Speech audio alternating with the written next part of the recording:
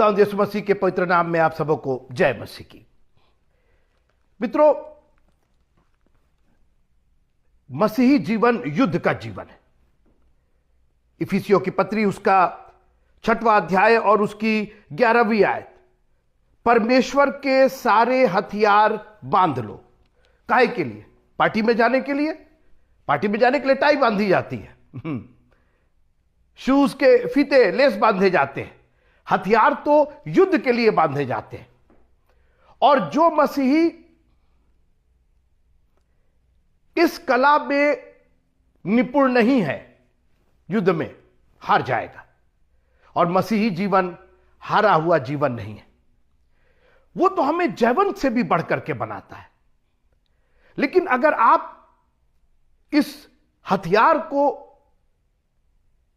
पूरी तरीके से धारण नहीं करेंगे, इसको चलाना नहीं सीखेंगे। देखिए, हथियार केवल बांधने से मतलब नहीं, आपको उसको चलाना भी आना चाहिए। और युद्ध, लड़ाई, मैं किसी बैटलफील्ड की बात नहीं कर रहा हूं, रोजमर्रा की जिंदगी में बैटलफील्ड है। अपने पड़ोसी से अपने समान प्रेम रख, ये कम युद्ध है। ये पड़ोसी से और प्रेम रखे, और वो भी अपने समान। अपने में एक युद्ध है। आपको खुद अपने से लड़ाई लड़नी पड़ेगी। और अपने दुश्मनों को आशीष दो, आशीष श्राप मत दो। आप मामूली युद्ध समझ रहे हैं। ये एक ऐसी लड़ाई है कि पहले आपको स्वयं को जीतना होगा। अपनी भाई के आंख का तिनका क्यों देखता है, अपनी आंख का लट्ठा देख ले भैया। अपनी ही आंख को पहले ठीक कर ले, हम पहले इसी लड़ाई को जीत ले। तो मित्रों, मसीही जीवन युद्ध का, हर दिन हर सेकेंड।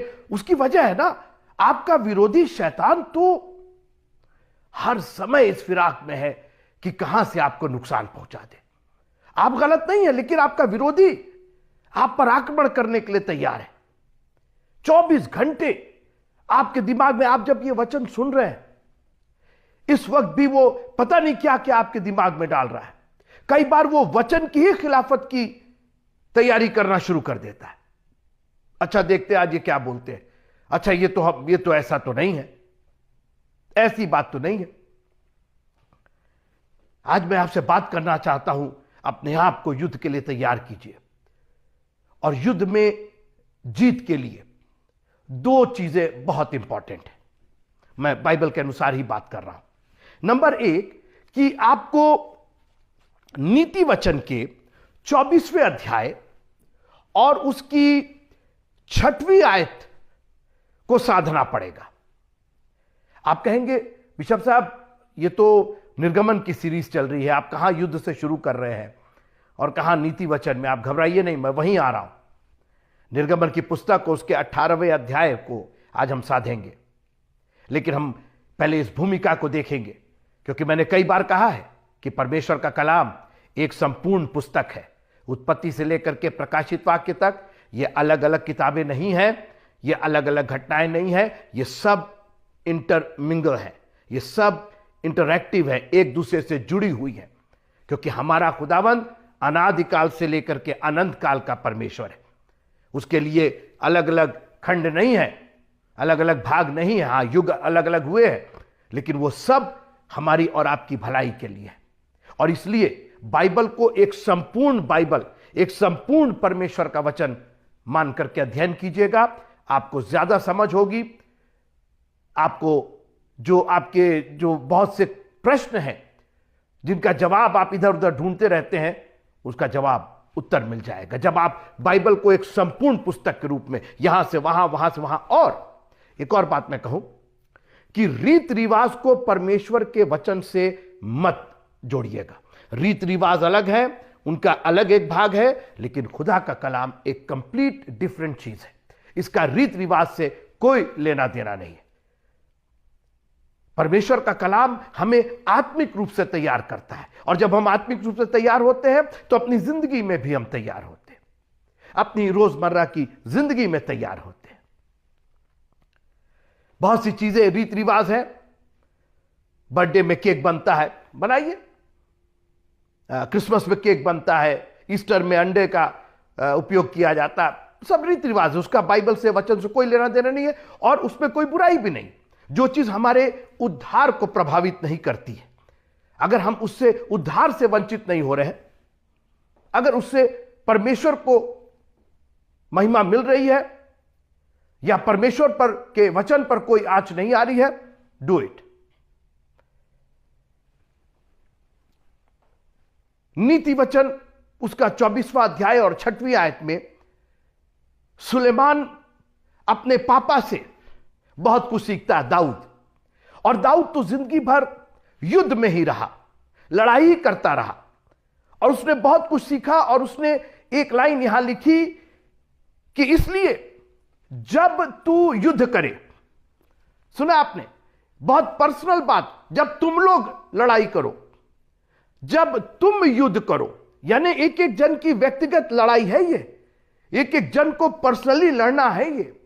शैतान समूह में आकर के आप पर अटैक नहीं कर रहा है, आपको अलग से। जब हवा अकेले हो गई थी, वो तो चाहता ही है, डिवाइड और रूल तो शैतान का सबसे बड़ा टूल है और वो तो चाहता ही है कि आपको अलग अलग कर दे। और इसीलिए संडे को फेलोशिप में नहीं आने देता आपको, आपके पास तो दुनिया के बहाने हो जाते हैं।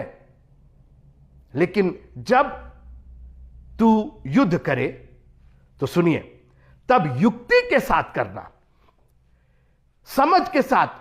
हम लोग आवेश में युद्ध कर देते हैं, हम लोग ईर्ष्या में युद्ध कर देते, कुछ भी बोल देते हैं, हम लोग बहुत ताव में आ जाते हैं, ये कर देंगे वो कर देंगे। ना ना ना ना, यह वेग और आवेश और ताव और ये सब जो चीजें हैं ना, ये युक्ति नहीं है।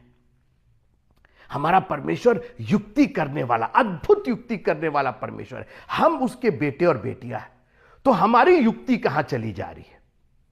और जब युक्ति नहीं है तो मुक्ति नहीं है। इसलिए जब तू युद्ध करे तो बहुत गर्मा करके और बहुत आवेश में आकर के और बहुत बहस करके और बहुत आग बबूला होकर के, नहीं नहीं नहीं, ऐसे आप युद्ध नहीं जीतेंगे, ऐसे आप युद्ध हार जाएंगे। शैतान तो खोज ही रहा, आपको प्रोवोक कर रहा है, आपको उकसा रहा है, कह दे कि पत्थरों से कह दे कि रोटियां बन जाए।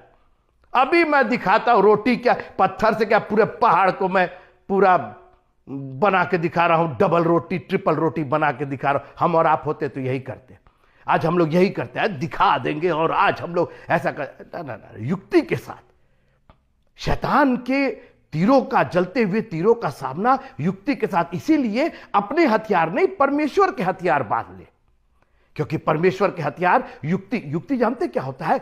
बुद्धिमानी के साथ जो योजना बनाई जाती है उसको युक्ति कहते हैं। जो आवेश में नहीं, जो किसी भावनावश नहीं, जो किसी ने उकसा दिया तो आप चले गए लड़ने के लिए और मालूम हुआ कि हार करके चले आए, पिट करके चले आए।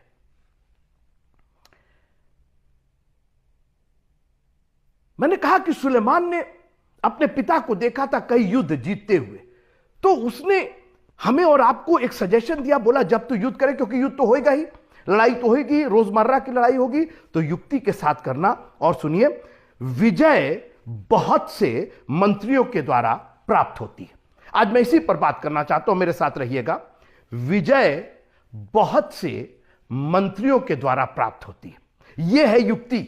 है मैं अकेले मार दूंगा, काट दूंगा, ना ना ना ना ना, यह युक्ति नहीं है भाई, यह बुद्धिमानी नहीं है। हमारा परमेश्वर बुद्धिमान परमेश्वर है, सारी बुद्धि उस पर पाई जाती है। और हम मसीही लोग बेवकूफों के समान, मूर्खों के समान काम कर रहे हैं।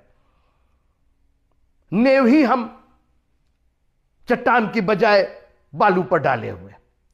यीशु मसीह ने मूर्ख और बुद्धिमान का इशारा दिया हमें कि अगर आप बुद्धिमान नहीं है तो और है क्या फिर। और इसलिए बहुत आवेग में, बहुत आवेश में कोई काम ना करिए। और खास करके उस इब्लीस का, जो आकाश की शक्तियां हैं, जो दिखाई नहीं देती हैं, जो बदरूहे हैं, जो ईवल दुष्ट आत्माएं जो है, जो आपके ऊपर हावी होना चाहती है, कभी किसी इंसान से में आकर के, और कभी किसी अपने में, आप सोचिए पतरस में समा गई, यीशु मसीह को डांटना पड़ा, है शैतान मुझसे दूर हो। अरे वो पतरस है सर, वो आपका चेला है। नहीं, उसमें शैतान समा गया है।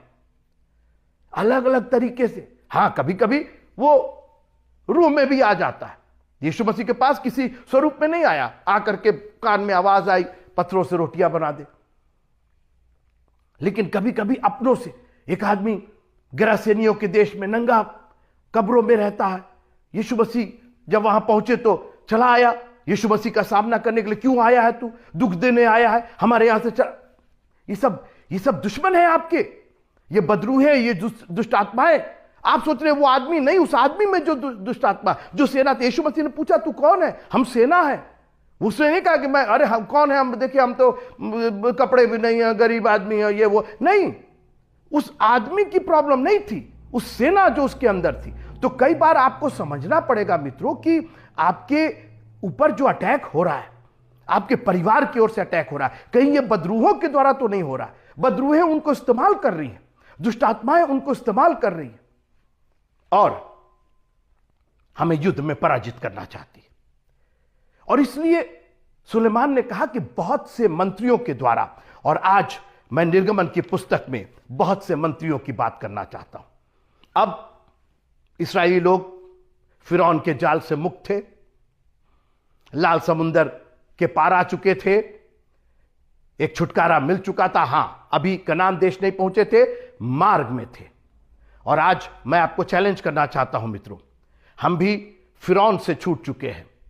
लाल समुंदर हमने पार कर लिया है। लाल समुंदर ये संसार है। हमने संसार को छोड़ करके, उसकी अभिलाषाओं को छोड़ करके हमने उससे मुंह मोड़ लिया है। हमने हल पर हाथ रख दिया है और अब सामने देखना है। हमारा कनान देश स्वर्ग देश है, हमारा प्रभु हमको लेकर के जा रहा, मगर हम अभी यात्रा में हैं। और जब तक जिंदा रहेंगे, जब तक सांस रहेगी, ये यात्रा चलती रहेगी। और इसलिए इस यात्रा में बहुत से एनिमी हैं आपके, बहुत से शत्रु हैं आपके, और आपको अपने आप को संभाल करके रखना होगा। पहला शत्रु है आपस के ही लोग, आपके काम, आपकी मिनिस्ट्री। अरे ये कैसे आपका शत्रु हो सकता है? मैं आगे आ रहा हूं, मेरे साथ रहिए आप।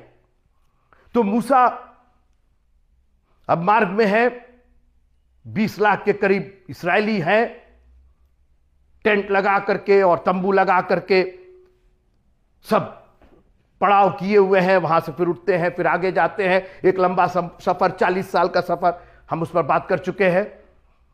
और हर दिन एक अजीब काम होता था। मैं पढ़ना चाहता हूं निर्गमन की पुस्तक और उसका 18वां अध्याय, Exodus chapter number 18 and verse number 13 onward. निर्गमन की पुस्तक उसका 18वां अध्याय 13वीं आयत से लेकर के और 18वीं आयत तक। दूसरे दिन मूसा लोगों का न्याय करने को बैठा और भोर से सांझ तक लोग मूसा के आसपास खड़े रहे। टाइमिंग देखिए, भोर से सांझ तक 12 घंटे होते हैं, भोर से लेकर के शाम तक 12 घंटे लोग मूसा के पास खड़े रहे, यह देखकर कि मूसा लोगों के लिए क्या क्या करता है। उसके ससुर ने कहा, यह क्या काम है जो तू लोगों के लिए करता है? क्या कारण है कि तू अकेले बैठा रहता है और लोग भोर से सांझ तक तेरे आसपास खड़े रहते हैं? मूसा इतना बड़ा लीडर फिरौन का सामना निकाल करके लेकर के आया परमेश्वर की आज्ञा और परमेश्वर के सामर्थ्य से, और आज वो 12-12 घंटे लोगों से घिरा हुआ है, अकेले बैठा है। अभी मैंने क्या पढ़ा? विजय बहुत से मंत्रियों के द्वारा प्राप्त होती है जब तू युद्ध करे। अब यहां एक युद्ध की स्थिति, एक लड़ाई की स्थिति, एक वॉर जैसी प्रॉब्लम। इतने लाखों इस्राएली, सबकी कुछ ना कुछ प्रॉब्लम आगे। आप मेरे साथ रहिए, ये अपने आप को देखिए।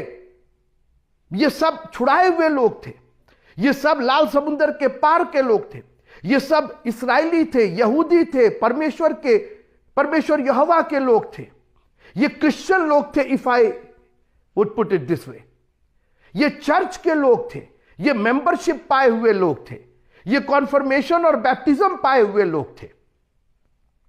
लेकिन समस्याएं थी, कुछ ना कुछ प्रॉब्लम थी, और कहां जा रहे थे वो? मूसा के पास। अकेले मूसा बैठा हुआ। इसके पहले मैंने बात की थी आपसे कि किस तरीके से उसका ससुर जब जान गया कि सब कुछ नॉर्मल हो गया है और फिरौन के हाथ से वो छुड़ा लिए गए हैं, उसकी पत्नी को और उसके 2 बेटों को लेकर के मूसा की पहुंचा। उसने कहा भैया ये तुम्हारी जायदाद है, तुम्हारी अमानत है, ये वापस रखो। अब तो काम सरल हो गया है। लेकिन परमेश्वर ने मूसा के ससुर यित्रो को लगता है इस एक विशेष काम के लिए भेजा था। और ससुर ने देखा कि मूसा छावनी के बाहर भोर से लेकर के और सांझ तक ऑलमोस्ट 12 आवर्स वो बैठा हुआ है, अकेले बैठा है और लोग उसके पास खड़े हैं। आगे सुनिए। तो उसने पूछा कि ये क्या कर क्या रहे हो तुम? और देखिए, और तो किसी की हिम्मत नहीं थी मूसा से पूछने की, लेकिन ससुर तो ससुर थे। उन्होंने कहा होगे तुम मूसा, होगे तुम दूसरों के लीडर, लेकिन हमारे लिए तो हमारे दामाद ही हो। अब सुनिए, कई बार प्रभु जो है वो अपने लोगों के जरिए आपसे बातचीत कराना चाहता है। मूसा ने अपने ससुर से कहा इसका कारण यह है कि लोग मेरे पास परमेश्वर से पूछने आते हैं। जब जब उनका कोई मुकदमा होता है, just because they are Christian doesn't mean, हम लोग बोलते हैं अरे हम लोग में प्यार होना चाहिए, मोहब्बत होना चाहिए, मिल मिलाते हैं। जी नहीं, हम लोग में भी मुकदमा हो सकता है, हम लोग में भी विवाद हो सकता है। मैंने एक बार कहा था कि Christians are not perfect, we are forgiven, हमने उसकी बात की थी। अब यहां पर मुकदमा हो रहा है। ये मूसा ने तो नहीं कहा अरे ये बिल्कुल बेकार के लोग हैं और ये तो ठीक नहीं है और इनका मुकदमा होता है। नहीं, मुकदमा है। सोचिए, मुकदमा हो रहा है क्रिश्चियंस में। ये छुड़ाए हुए लोग हैं, ये कनान देश जाने वाले लोग हैं, स्वर्ग जाने वाले लोग हैं। जब जब उनका कोई मुकदमा होता है तब तब वे मेरे पास आते हैं और मैं उनके बीच न्याय करता हूं। क्रिश्चियंस को भी न्याय की जरूरत है, आपस में न्याय की जरूरत है। कई बार हमारे बीच में, चर्च के मेंबर्स के बीच में मनमुटाव हो जाता है, पड़ोसी पड़ोसी में मनमुटाव हो जाता है। दोनों क्रिश्चियन हैं, दीवार का झगड़ा लेके, नाली का झगड़ा लेकर के, बेटे बेटियों का झगड़ा लेकर के, उसका बेटा और उसकी बेटी और उसके अच्छा और कंपटीशन और ईर्ष्या, मैं बहुत पूरी लिस्ट दे सकता हूं आपको। जब उनका कोई मुकदमा होता तब वे मेरे पास आते हैं। निर्गमन की पुस्तक 18वां अध्याय और 16वीं आयत, Exodus chapter number 18 and verse number 16। जब जब उनका कोई मुकदमा होता है तब तब वे मेरे पास आते हैं और मैं उनके बीच न्याय करता और परमेश्वर की विधि और व्यवस्था उन्हें जताता हूं। मूसा के ससुर ने उससे कहा वेरी गुड, क्या बात है, तुम तो गजब के लीडर हो, अकेले तुमने संभाल लिया। उसने कहा कुछ नहीं, ये सब गड़बड़ सड़बड़ है। ये तरीका है, इस तरीके से तुम युद्ध जीतोगे। सुनिए क्या कहा। मूसा के ससुर ने उससे कहा जो काम तू करता है वो अच्छा नहीं। धन्यवाद दीजिए ऐसे ससुर लोगों का, ऐसे लोगों का जो आपकी गलतियां बता सके, जो आपकी कमियां बता सके। कुछ लोगों को रखिए, आप पर टिप्पणी करने वाले लोगों को रखिए अपने पास, जो आपके हित की बात करे। भले ही आपको बुरा लगे, भले ही आपके खिलाफ वो बात करे, लेकिन अगर वो आपके हित की बात है तो उसको सुन लीजिए। और मूसा के इतने इस्राएली थे, किसी की हिम्मत नहीं थी मूसा के सामने जाके इस तरीके से बोलने की। वो तो खुद ही मुकदमे में फंसे हुए थे। या हो सकता है 2-4-5 लोगों को अच्छा नहीं लगता होगा, लेकिन कहे तो कौन कहे। ससुर को भेजा। प्रभु को मालूम है कि किसको कब इस्तेमाल करना है। याजक था वो, एक संस्था का मालिक था, एक मंदिर का पुजारी था वो, परमेश्वर के सामने धूप जलाया करता था। और परमेश्वर ने उसको एक संदेशवाहक बना करके मूसा के पास भेजा। सुनिए, और कहा ये जो तू काम करता है वो अच्छा नहीं, और इससे तू क्या, वरन ये लोग भी जो तेरे संग हैं निश्चय हार जाएंगे। आप यही ना सोच रहे थे अभी कि बिशप साहब जो है वो बार बार कह रहे हैं ये एक युद्ध है, युद्ध है, ये युद्ध है, ये तो मुकदमा हो रहा है। अभी क्या बोला ससुर ने, क्या बोला? हार जाएंगे। क्या हारता है आदमी?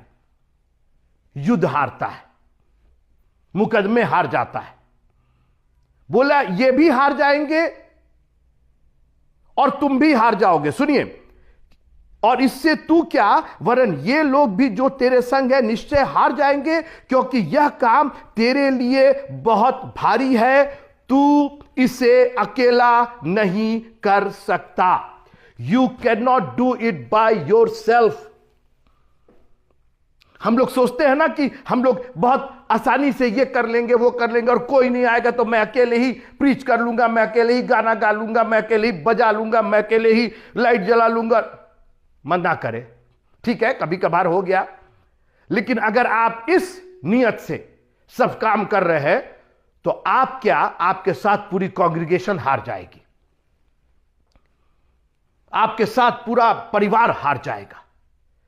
तू अकेला यह काम नहीं कर सकता है। मित्रों, युद्ध दो तरीके से जीता जाता है, जैसा आपने कहा, एक बहुत से मंत्रियों की सम्मति के द्वारा, राय के द्वारा, काउंसिल के द्वारा, और दूसरा व्यवस्था के द्वारा। इतना इंपॉर्टेंट है ये व्यवस्था, इतनी इंपॉर्टेंट है व्यवस्था कि हमारी एक बाइबल में पुस्तक का नाम ही है व्यवस्था विवरण। व्यवस्था विवरण नाम की पूरी पुस्तक ही रख दी गई, क्योंकि उसमें व्यवस्थाएं दी गई। युद्ध में जाना है इनको एक मिशन, एक टारगेट दिया गया है, एक लक्ष्य की पूर्ति होनी है। जो व्यवस्थित नहीं होता है वो लक्ष्य की प्राप्ति नहीं कर सकता है। पौलुस ने कहा, मैं निशाने की ओर दौड़ा चला जाता हूं। जानते कैसे? व्यवस्था की वजह से। मैं सुबह 5 बजे उठता हूं, नहा धो करके 6 बजे ट्रैक पर पहुंच जाता हूं। मैं अपने आप को युद्ध के लिए, लड़ने के लिए, रन करने के लिए, दौड़ने के लिए तैयार करता हूं। एक व्यवस्था है हमारी। हम कुछ भी नहीं खा लेते, कुछ भी नहीं पी लेते, कुछ भी नहीं सुन लेते, कुछ भी नहीं बात कर लेते। हमारी व्यवस्थाएं बनी हुई हैं। और मैं आपसे निवेदन करना चाहता हूं कि प्रभु को हाजिर नाजिर जान करके अपनी जिंदगी में व्यवस्था बनाइए। अगर आपकी जिंदगी व्यवस्थित नहीं है, आपकी जिंदगी अरेंज नहीं है, देखिए अरेंजमेंट व्यवस्था में होता क्या, प्रायोरिटीज तय होती है, प्राथमिकताएं तय होती है। पहले क्या करेंगे, उसके बाद क्या करेंगे, उसके बाद आप सुबह उठ करके सीधे काम धंधे पर नहीं लग जाते और शाम को फिर ब्रश करते हैं, शाम को फिर हाथ से साबुन से हाथ धोते, शाम को फिर मुंह धोते। नहीं, सुबह उठते, वो प्राथमिकता है। पहले आप उठेंगे, मुंह धोएंगे, ब्रश करेंगे, नहाएंगे, कपड़े पहन करके तैयार होंगे। ये सब व्यवस्थाएं हैं मित्रों। आप जब कपड़े पहनते, इसकी भी व्यवस्था है। पहले ही आप शूज नहीं पहन लेते और उसके बाद कोशिश कर रहे हैं पैंट कैसे पहने। मालूम हुआ पैंट भी फट गई, शूज भी फट गई। हर चीज की एक सूची बनी हुई है। पहले क्या, हम लोग मसीह लोग की प्राथमिकताएं नहीं है, हमने अरेंज ही नहीं किया, कोई व्यवस्था नहीं है कि संडे को हमें चर्च जाना ही, हमारा वीक शुरू होने जा रहा है, हमारा सप्ताह शुरू हो रहा है। एक खत्म हुआ, दूसरा सप्ताह शुरू होने जा रहा है। और शुरुआत कैसे की जाए, क्या चीज को पहले रखा जाए, इसकी कोई व्यवस्था नहीं। सोचिए, आप जो अल्फाबेट्स है हमारे, अगर Z को पहले रख दिया जाए, Y को पहले रख दिया जाए, A को बाद में रख दिया जाए, सब जंबल कर दिया जाए, कैसे सीखेंगे आप? अपने बच्चों को, बेटा 26 वो उसमें है अल्फाबेट्स है, कुछ भी कहीं से भी, तो वो शुरू कर रहा है D E फिर Y फिर S T, बोल तो दिए। गजब बात। आपकी व्यवस्थाएं तय होनी चाहिए, क्योंकि आप एक युद्ध में। और जानते क्या होता है, आप कैसे हारते? अरे तो क्या हुआ, कोई फर्क नहीं पड़ता। जी, बहुत फर्क पड़ता है। बंदूक है ना, बंदूक की भी व्यवस्था की गई, नली को सामने रखा गया, पीछे नहीं रखा गया। मालूम है कि आप ही के सीने में ठुका गया। उसकी व्यवस्था की गई है कि नली सामने रहेगी, घोड़ा नीचे रहेगा, मैगजीन नीचे रहेगी, पूरी व्यवस्था है। और पीछे उसका बट रहेगा, उसकी लकड़ी रहेगी, ताकि आपको कोई नुकसान ना होने पाए। आज हमने अपना ही नुकसान कर रखा है। यह तलवार है, दोधारी तलवार है मित्रों। इसको व्यवस्थित रूप से आप नहीं चलाएंगे, आपका खुद नुकसान हो जाएगा, आपकी कांग्रीगेशन का नुकसान हो जाएगा। ससुर ने आके कहा, ये जो आप कर रहे हो ये गलत कर रहे हो। जानते हैं सबसे बड़ी गलती क्या थी उसकी? वो अकेला सब कुछ कर रहा था। और एक बात ध्यान से सुनिए, अकेला रहना केवल और केवल परमेश्वर का अधिकार है। और किसी का अधिकार नहीं। बाग अदन में परमेश्वर ने तय कर दिया कि मेरे सिवा और कोई अकेले नहीं रहेगा।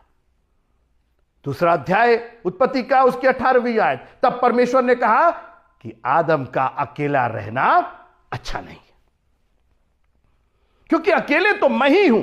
मैं पढ़ना चाहता हूं, आपको अकेलेपन की मैं बात पढ़ना चाहता हूं। यशायाह नबी की पुस्तक आइज़ाया चैप्टर नंबर 44, यशायाह नबी की पुस्तक 44वां अध्याय और उसकी 24वीं आयत। Isaiah chapter 44 and verse number 24। यहोवा तेरा उद्धारकर्ता जो तुझे गर्भ ही से बनाता आया है, यो कहता है, मैं यहोवा ही सबका बनाने वाला हूं, जिसने अकेले ही, ये वर्ड केवल परमेश्वर, केवल यहोवा परमेश्वर, केवल हमारा रचयिता, केवल हमारा बनाने वाला, केवल हमारा उद्धारकर्ता इसको इस्तेमाल कर सकता है, जिसने अकेले ही आकाश को ताना है। उसने खुद को कहा, मैंने अकेले ही, ये जो टाइटल है अकेला, ये सिर्फ परमेश्वर का अधिकार है।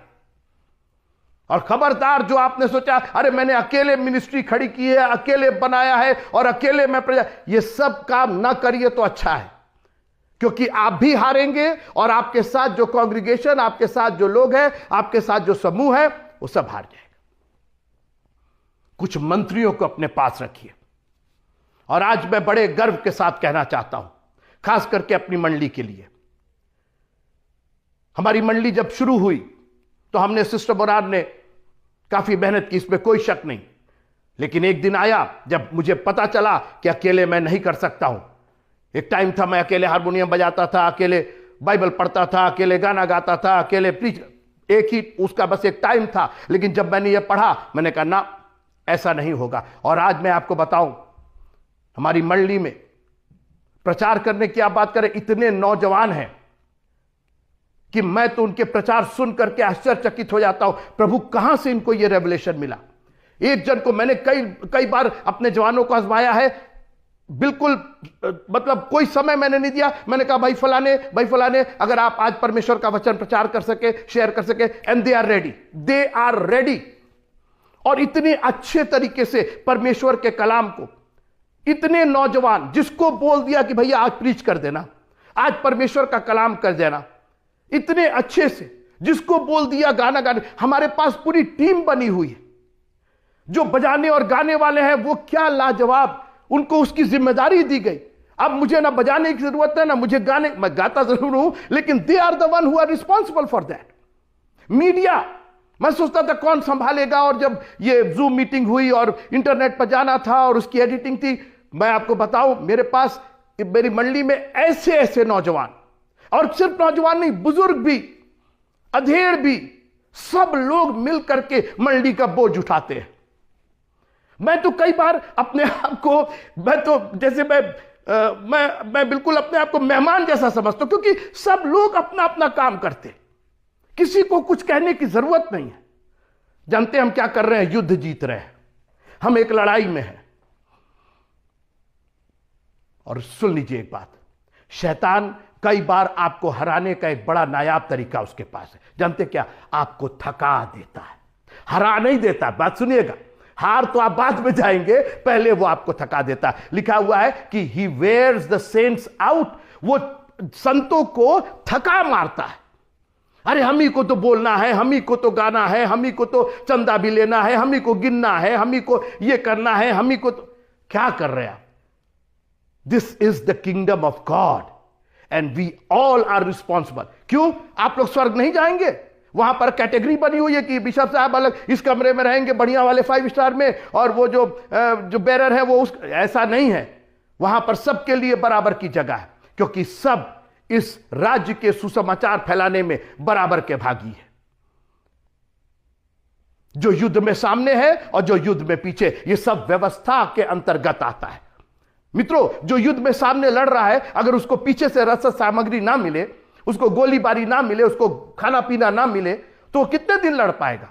तो जितना अधिकार जीतने पर उस लड़ने वाले का, उतना अधिकार उन लोगों का भी है जो लड़ाई के फ्रंट पर नहीं थे, जो पीछे से मदद कर रहे थे। इसलिए एवरीवन इज इंपॉर्टेंट। और ये परमेश्वर का वचन, प्रभु तेरा धन्यवाद, तूने हमारी बहस को, हमारी समस्या को एक चैप्टर में दूर कर दिया।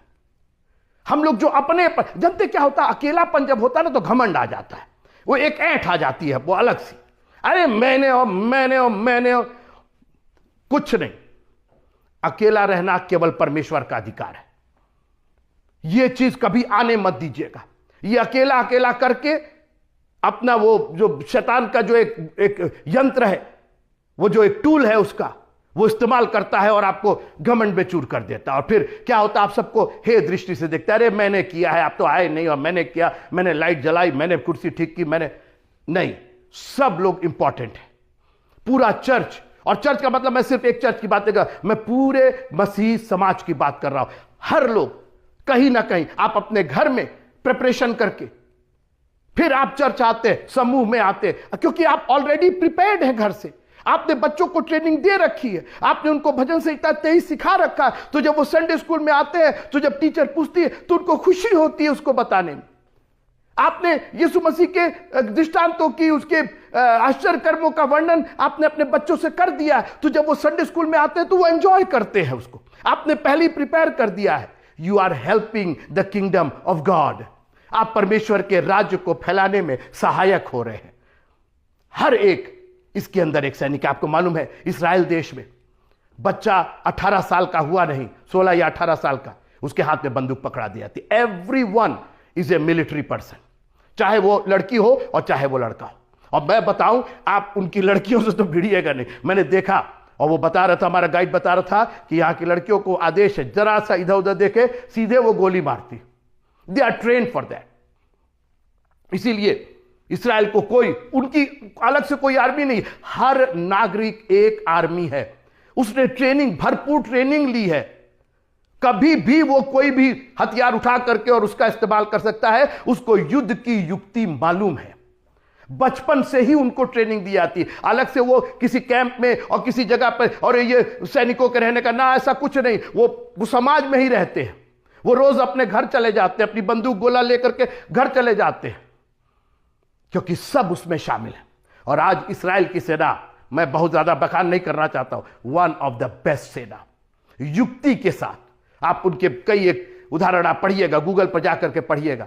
उनके नागरिकों को बंधक बना लिया था युगांडा में, और किस तरीके से जाके प्लेन को ऐसा छुड़ा करके लेके चले आए, पता भी नहीं चला। One of the best, Mossad जो कहते हैं, वन ऑफ द बेस्ट आर्मीज। जानते हैं क्यों? क्योंकि सब इन्वॉल्व है। जानते हैं क्यों? वो आवेग में नहीं, वो आवेश में नहीं, वो गुस्से में नहीं, वो ईर्ष्या में नहीं, वो किसी को कंपटीशन में नहीं, किसी प्रतिस्पर्धा में नहीं।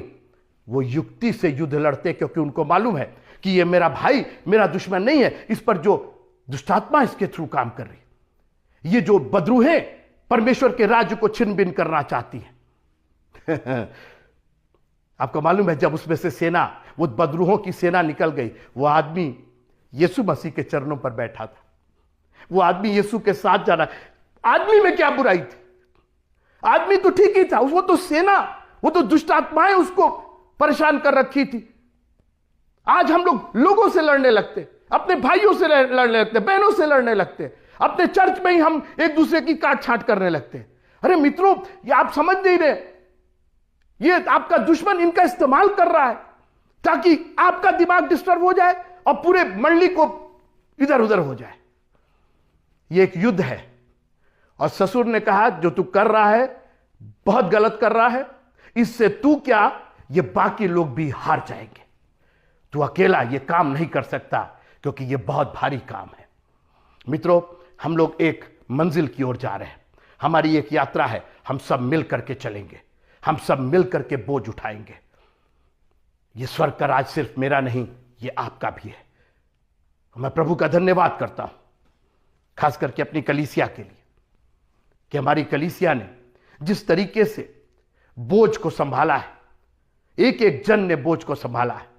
मैं हाथ जोड़ के आप सबों को जय मसीह की बोलता हूं, थैंक यू बोलता हूं। पर्सनली मैं किसी को थैंक यू ऐसे बोलता नहीं, लेकिन आज मेरा मन है कि अपनी कलीसिया के लोगों को दिल से मैं धन्यवाद दूं। और यही दुआ है कि शैतान की हर एक युक्ति का हम सामना करेंगे, उसके जलते हुए तीरों को हम बुझा देंगे। अपना अपना काम, तुम दाहिने से, तुम बाएं से, तुम घुटने पर, तुम हाथ उठा करके, तुम ऊंची आवाज से, तुम बजा करके, तुम तालियां बजा करके, लेट्स फाइट, लेट्स अटैक। कोई ऑल्टर पर आकर के, कोई अपनी कुर्सी के पास जाकर के, कोई उधर मुंह करके, कोई इधर मुंह करके, कोई चल करके, कोई फास्टिंग करके, कोई प्रेयर करके, कोई प्रीच करके, what are we doing? We are fighting the battle. हम इस युद्ध को जीत करके रहेंगे, हम उसका नाम देश में पहुंच करके रहेंगे। हम किसी एक पर बोझ नहीं बनेंगे, लेकिन दूसरे का बोझ उठाएंगे। अपनी रिस्पॉन्सिबिलिटी, अपने जिम्मेदारियों को पूरी ईमानदारी, ये युद्ध है मित्रों, इसमें चीटिंग करेंगे तो आप भी मारे जाएंगे। अरे पादी साहब तो देख नहीं रहे, बिशप साहब तो है नहीं, वो तो देख नहीं रहे, क्या फर्क पड़ता, आएंगे नहीं आएंगे क्या फर्क पड़ता है? क्या कर रहे हैं आप? दुश्मन तो आपको देख ही रहा है ना, दुश्मन तो आक्रमण करने को तैयार ही है ना। वो तो मौका ही खोज रहा है कि आपके मन में ये चीटिंग आए, आपके मन में थोड़ा सा सुस्ती आए। अरे आज संडे मॉर्निंग, पादी साहब बिशप साहब तो है नहीं, देखेंगे नहीं, क्या फर्क पड़ता है? नहीं मित्रों, ये युद्ध मेरा नहीं है, हम सबों का युद्ध है और हम सबको मिल करके लड़ना है। मैं बहुत चैलेंज के साथ, चुनौती के साथ आपसे निवेदन करना चाहता हूं। अभी हम मंजिल तक पहुंचे नहीं हैं, अभी हम राह में हैं और बहुत सी दुश्वारियां हैं, बहुत से एनिमीज, छोटे छोटे एनिमीज, रोकने वाली वस्तु, पिछली बार हमने बात की थी, रोकने वाली वस्तुएं हमें उलझा देती हैं, थका देती है। अरे कितना चंदा देंगे, अरे कितना गाना गाएंगे, अरे कितना बजाएंगे, अरे कितना प्रैक्टिस करेंगे, कितनी बार हम वीडियो एडिटिंग करेंगे, कितनी बार हम ऑडियो करेंगे? ये सब थकाने वाली बातें ना ना ना। जब तक जिएंगे तब तक इस युद्ध को हम लड़ते रहेंगे। मेरी जो रिस्पॉन्सिबिलिटी है, मेरा जो काम है, पूरी ईमानदारी के साथ किया जाएगा। युद्ध बहुत से मंत्रियों की सम्मति के द्वारा और व्यवस्था के द्वारा जीता जाता है। आप आगे पढ़िएगा किस तरीके से ससुर ने उसके पूरी एक व्यवस्था बनाई कि ग्रुप बनाओ, कैसे कैसे लोग ये देखेंगे, ये लोग ये देखेंगे। पूरी व्यवस्था तैयार की गई और एक बड़ा बोझ मूसा पर से उतारा गया। मूसा सोचा था मैं अकेले ही हूं, अकेले ही सब कुछ कर सकता हूं। याद रखिए, परमेश्वर ने सबको टैलेंट दिया हुआ है, आपको उसका इस्तेमाल करना है। और खास करके मैं पास्टर्स, प्रीचर की बात करना चाहता हूं। इस बोझ को हल्का कीजिए, आपकी जो जिम्मेदारी है आप निभाइए, एक लीडरशिप का काम कीजिए, लेकिन दूसरों को काम दीजिए, दूसरों को रिस्पॉन्सिबिलिटी दीजिए, ताकि वो भी इस युद्ध में शामिल होकर के विजय का पताका फहरा सके। प्रभु आप सबको बहुत बहुत आशीष दे। जय मसीह की।